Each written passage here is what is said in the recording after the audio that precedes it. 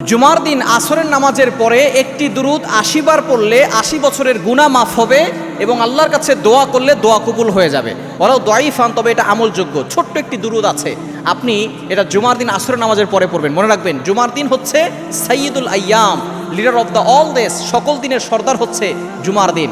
এই জুমার দিন হচ্ছে গরিবদের জন্য হজের দিন। সুতরাং এই জুমার দিন হেলায় খেলা নষ্ট করবেন না। দুঃখজনক হলেও সত্য, আমাদের সমাজে বিয়ের অনুষ্ঠান জুমার দিনে হয়, আমাদের সমাজে মুসলমানের অনুষ্ঠান জুমার দিনে হয়, গান বাজনা ঢোল তবলা সব কিছু জুমার দিনে। তবে নবী সাল্লাল্লাহু আলাইহি ওয়াসাল্লাম বলে দিয়েছেন, জুমার দিন হচ্ছে ফজিলতপূর্ণ দিন। এই দিনে বেশি বেশি করে ইবাদত করতে হবে, এদিনে গুনাহ ছেড়ে দিতে হবে।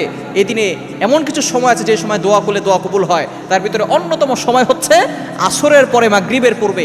এই সময়টা ইমাম আবু হানিফা রাহমাতুল্লাহি আলাইহির বিশুদ্ধ মত, এই সময় দোয়া করলে আল্লাহ পাক রব্বুল আলামিন সাথে সাথে দোয়াগুলো অ্যাকসেপ্ট করে থাকেন। যদি কারো দোয়া কবুল না হয়, আপনি এই জুমার দিন আসরের নামাজের পরে ছোট্ট দুরুদটি ৮০ বার পড়বেন। এই ছোট্ট দুরুদটি ৮০ বার পরে আপনি যদি আল্লাহর কাছে দোয়া করেন, আল্লাহ পাক রব্বুল আলামিন আপনার সকল দোয়াগুলো অ্যাকসেপ্ট করে নেবেন, কবুল করে নেবেন। মনে রাখবেন, আমরা যখন দোয়া করি, দোয়ার শুরুতে আমরা দুরূদ শরীফ পড়ি না। দোয়ার শুরুতে দুরূদ শরীফ না পড়লে এই দোয়াটা মুআল্লাকুন, পেন্ডিং অবস্থায় থাকে, ঝুলন্ত অবস্থায় থাকে। সুতরাং এই দোয়া করার সময় আপনি অবশ্যই খেয়াল রাখবেন যাতে করে দুরূদ শরীফ পড়তে পারেন।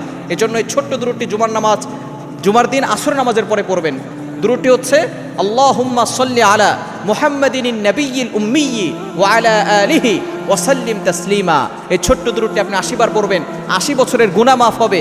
৮০ বছর ইবাদত করলে যেই সওয়াব হয় সেই সওয়াব হবে, এবং আপনি যে দোয়া করবেন সেই দোয়াগুলো আল্লাহ পাক রব্বুল আলামিন কবুল করে নেবেন।